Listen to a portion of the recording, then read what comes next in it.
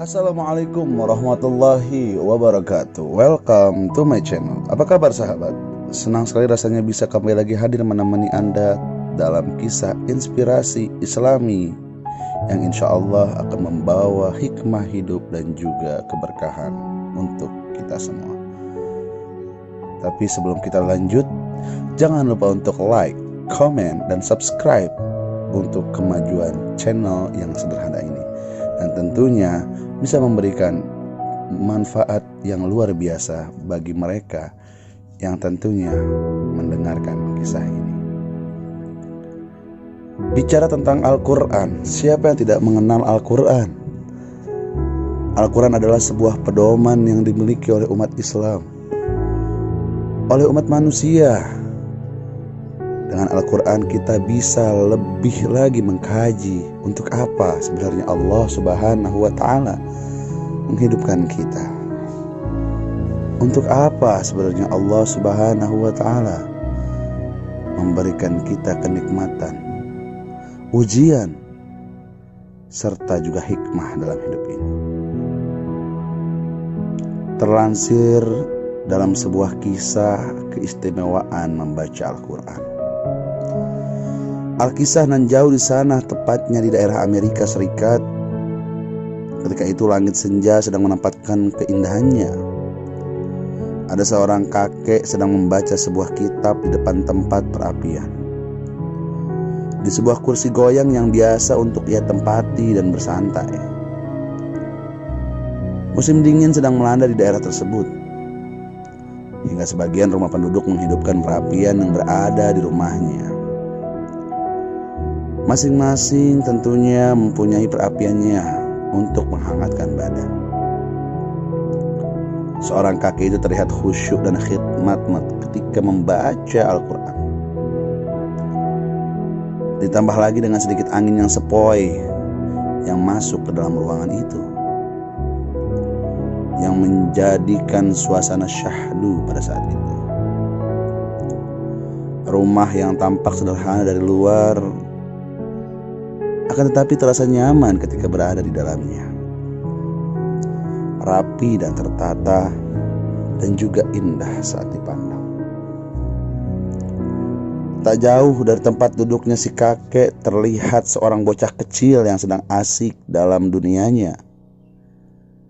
Ia sedang menggambar sebuah mobil di atas kertas gambarnya. Dia adalah cucu satu-satunya yang dimiliki oleh sang kakek. Melihat kakeknya membaca dengan khusyuk, si cucu yang berumur 7 tahun ini penasaran. Kek, apa yang kakek baca? Kok bahasanya aneh? Tanya si cucu yang tangannya masih sibuk menggambar dengan suara polosnya. Si kakek yang sedang membaca kitab seketika itu menghentikan bacaannya lalu menatap ke arah cucu tersebut. Ini adalah Al-Quran, nak. Ini adalah kitab agama kita. Kelak kamu akan juga mempelajarinya. Tanya si cucu kembali, kenapa kakek membacanya? Apakah kakek mengerti bahasanya? Tanya si cucu dengan polosnya. Kemudian menghentikan kesibukan tangannya dan memandang ke arah kakeknya. Karena dengan membacanya hati kita akan menjadi bersih. Kita tidak perlu mengerti bahasanya, karena kita tetap akan mendapat pahala yang diberikan oleh Allah Subhanahu wa Ta'ala. Jawab sang kakek dengan senyuman kasih sayang. Cucu pun kembali bertanya, bagaimana kita membaca tanpa mengerti bahasanya, kek? Apa yang perlu dibersihkan dari hati kita? Tanya si cucu dengan penuh penasaran. Tanpa mengucapkan sesuatu, akhirnya kakek pun menyerukan si cucu untuk mengambil sebuah keranjang yang kotor. Baiklah, Sekarang coba kamu lihat keranjang yang berada di dekat perapian tersebut. Silahkan kamu mengambil air di sungai yang berada di belakang rumah. Lalu kamu bawa air itu kemari, nanti akan kakek jelaskan maksudnya. Tanpa banyak basa-basi, akhirnya si cucu itu pun mengambil keranjang yang diinstruksikan oleh sang kakek. Saat sampai di sungai belakang rumah, si cucu kemudian mengambil air menggunakan keranjang sampai penuh dan membawanya masuk ke dalam rumah.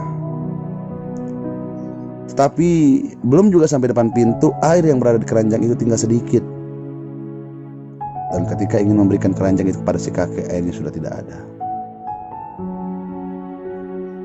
Kakek pun bertanya, kenapa tidak ada airnya? Coba kamu ambil lagi, wahai cucuku.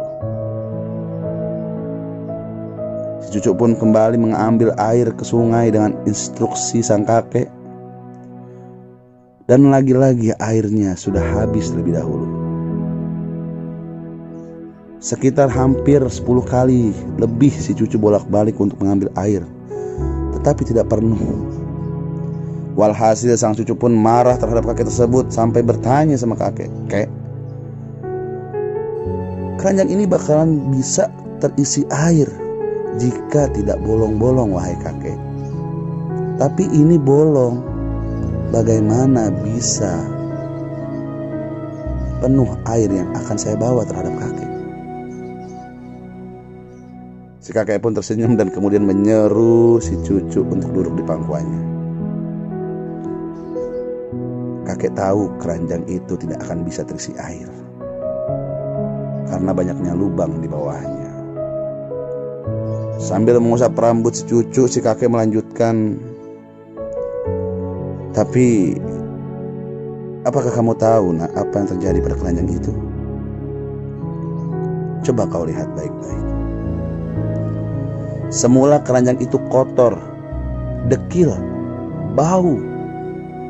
Tapi sekarang setelah engkau membawanya, dia menjadi bersih tanpa sepengetahuanmu." Si cucu melihat ke arah keranjang tadi dan seraya berkata, "Iya kek, lantas apa maksudnya?"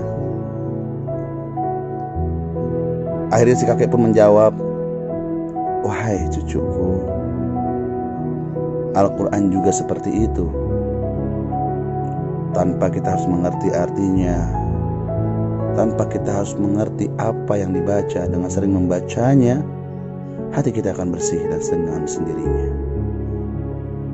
Kotoran yang menempel pada keranjang tadi ibarat dosa kita, dan kita membersihkannya dengan cara kita membaca Al-Quran." Wahai sahabatku yang dimuliakan oleh Allah Subhanahu wa Ta'ala,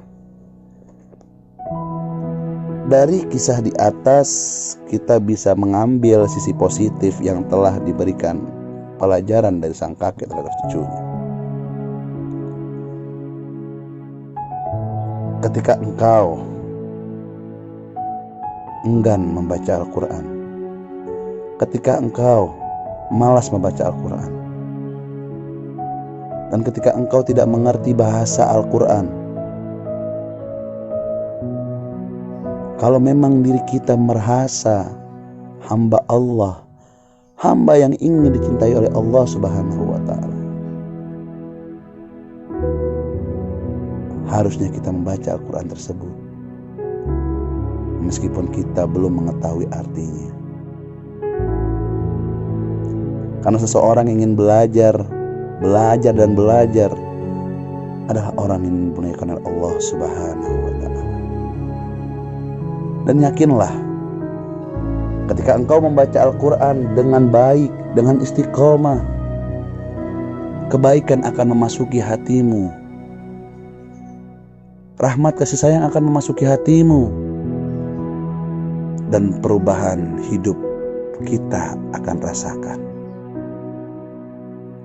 Sahabat yang dimuliakan oleh Allah Subhanahu wa Ta'ala, semoga dengan kisah inspirasi yang tadi kita dengarkan seksama bisa membawa manfaat untuk hidup kita semua. Dan kita berdoa kepada Allah Subhanahu wa Ta'ala agar kita menjadi orang-orang yang mencintai dan mengamalkan Al-Quran. Wallahu a'lam bishawab. Akhirul kalam.